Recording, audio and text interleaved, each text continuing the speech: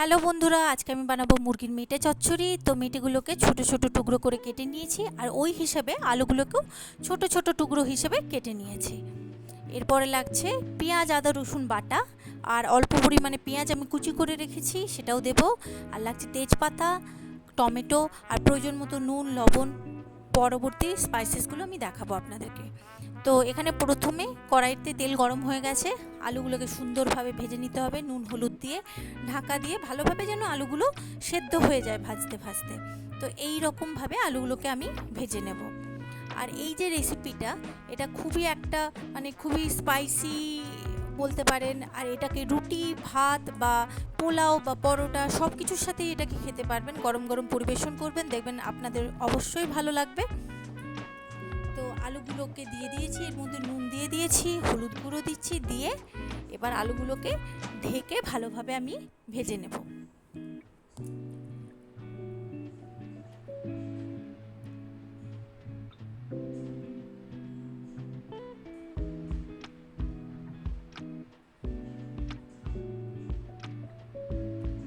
দেখুন আলুগুলো ভাজা হয়ে গেছে, এবার আলুগুলোকে তেল থেকে আমি তুলে নেব।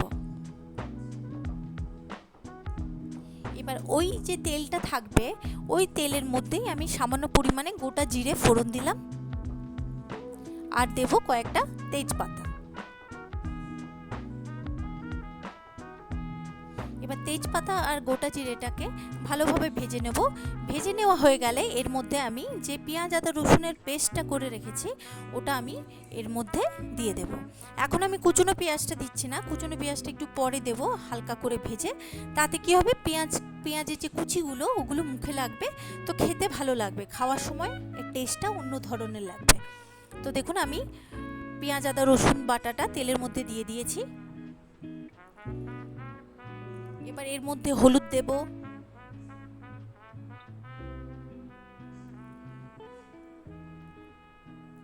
এর মধ্যে বেশ কিছু পরিমাণে ধনে গুঁড়ো দিতে হবে। তো আমি দেখুন বেশ কিছুটা পরিমাণের বেশি করে ধনে গুঁড়ো এর মধ্যে দিলাম,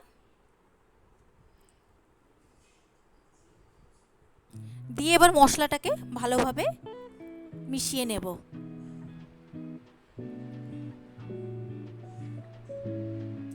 কিছুক্ষণ মশলাটা কষা হয়ে গেলে এর মধ্যে কুচিয়ে রাখা টমেটোগুলো আমি দিয়ে দিলাম, পরিমাণ মতো নুন দিলাম,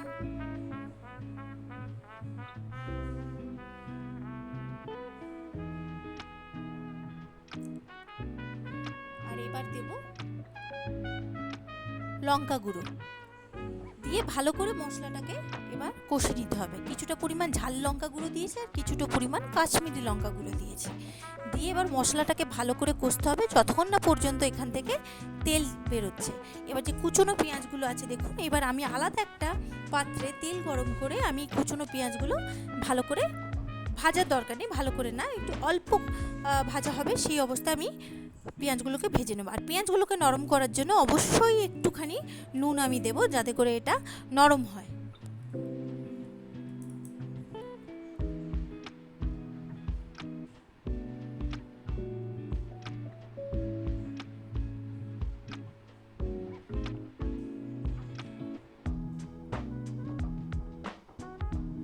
তো আমার পেঁয়াজগুলো ভাজা হয়ে গেছে, এখানে মশলাটাও কষা হয়ে গেছে, এর মধ্যে হালকা জল দিয়ে আবার মশলাটাকে ভালোভাবে কষিয়ে নেব।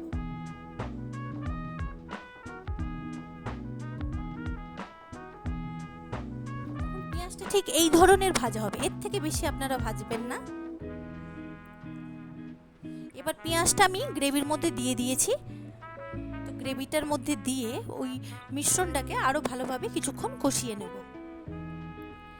এবার দেখুন এখান থেকে তেল ছাড়ছে মশলাটা, তো এর মধ্যে আমি ছোট ছোট করে কেটে রাখা মেটের টুকরোগুলো আমি দিয়ে দিলাম, দিয়ে এই মেটেটাকে বেশ খানিকক্ষণ ধরে এটাকে কষতে হবে, যাতে মেটেটা এখানেই রান্নাটা হয়ে যায়।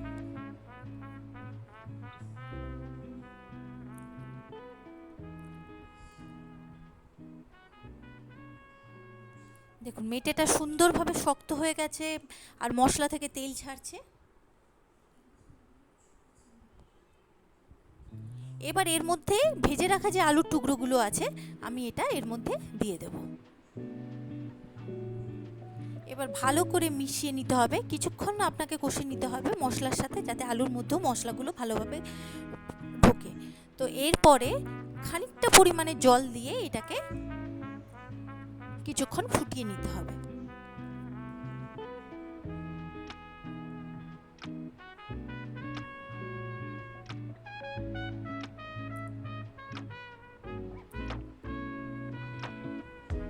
কিছুটা জল দিলাম, জল দিয়ে এবার এটাকে